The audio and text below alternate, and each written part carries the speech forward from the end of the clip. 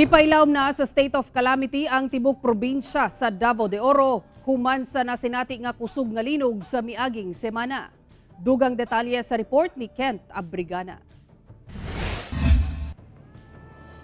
Mideklara na og state of calamity ang probinsya sa Davao de Oro tungod sa mga danyos nga natala atol sa magnitude 5.9 ug 5.6 nga linog. Una na nga nagdeklara og state of calamity ang lungsod sa Nubataan nga maoy epicenter sa nahitabong linog ug ang lungsod sa Maragusan.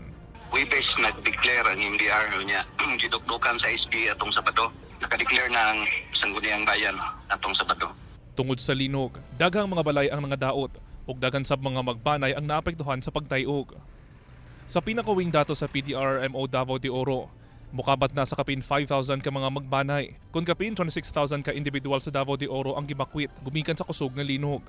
Kapin 50 ka barangay usab sa tibok Davao de Oro ang apektado nga nakahiagom ug pagkadaot.